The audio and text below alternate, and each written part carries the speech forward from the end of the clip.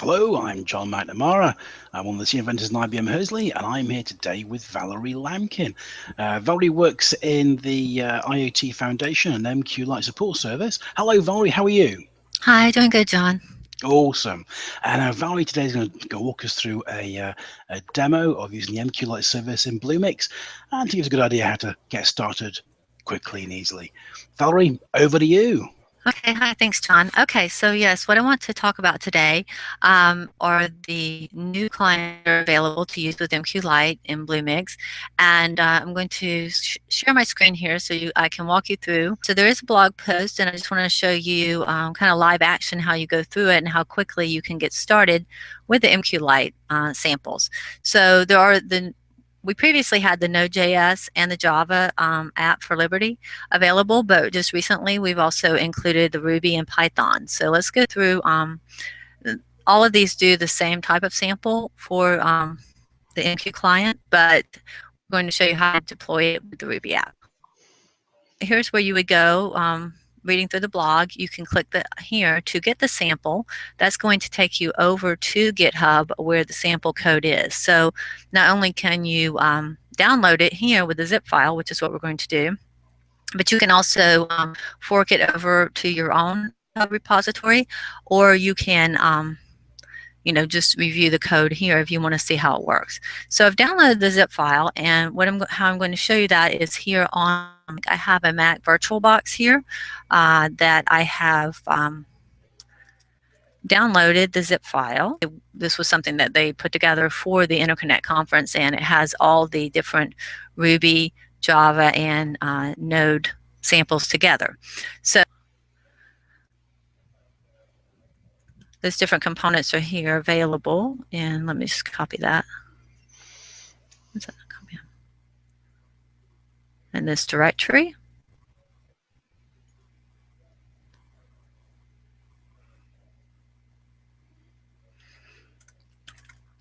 And what we're going to do is use the information in the Ruby directory. As you see, there's a front end and a back end application with the MQ Lite sample. The front end is basically the web interface, and the back end is where the MQ Lite service is acting as a worker backload to handle the information coming in on the front end. This shows basically what we're going to see in the web server, the web page that takes in.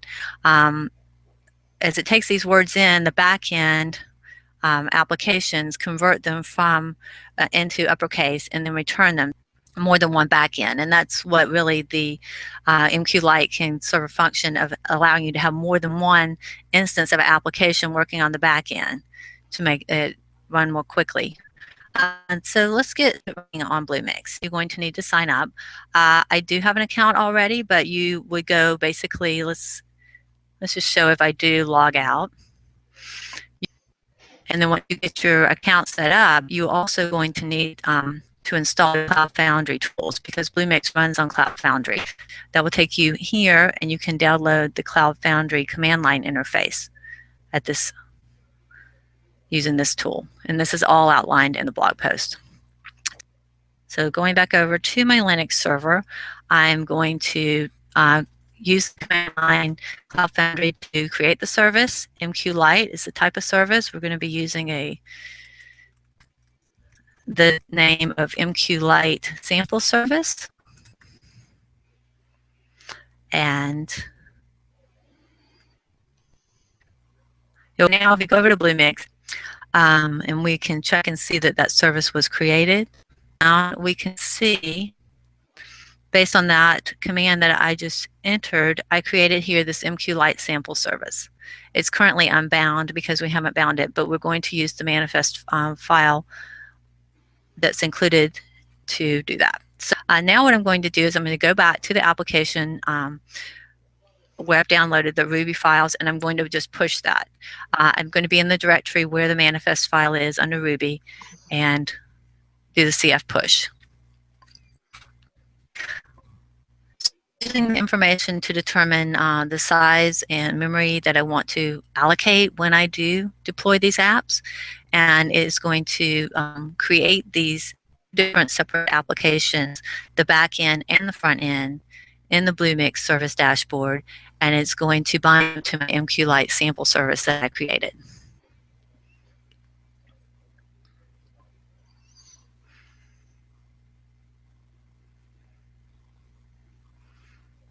And we will see here that it is currently staging the MQ Lite sample Ruby backend.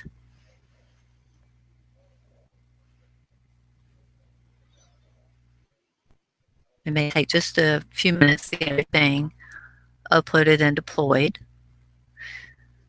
It also will install any dependencies that you need, because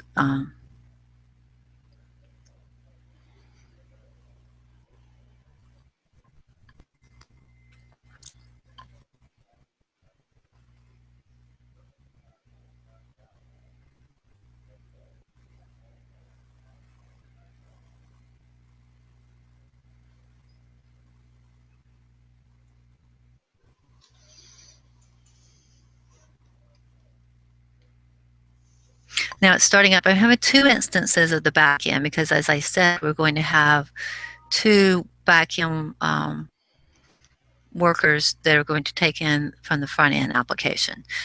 Just clicking every, now it's working on deploying the front end, but you can see in my dashboard that the back end, let's just go over and look at it. The back end is already up. We have 2 instances running.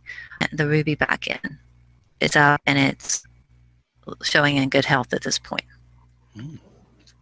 So now the front end is uploading, and it's bought to the MQ Lite sample service that we previously created. Also, you should be able to see that on the dashboard that the front end, oh, it says it stopped, so I may have to try to restart it, but let's go take a look. It may restart on its own. It's trying to start it up now. So let's go back to the dashboard, and I may have been a little too patient here with that.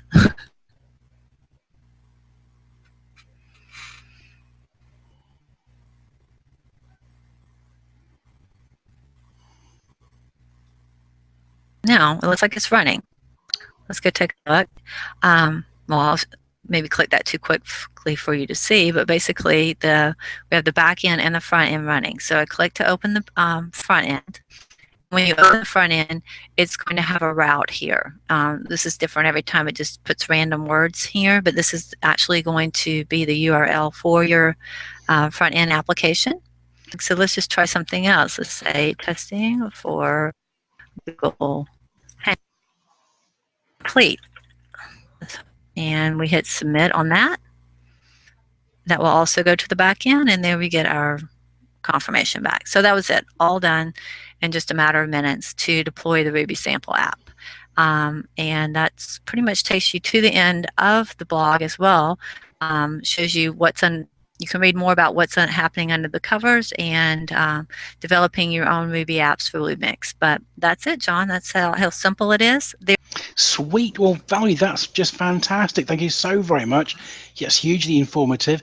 So what we'll do is I'll put the link to the blog in the notes for the video, and so anyone watching it on YouTube will be able to watch you go through the demonstration and then be able to look at the blog as well and get cracking. But that certainly looks really quick and easy to get going. Thank you so very much, Valerie.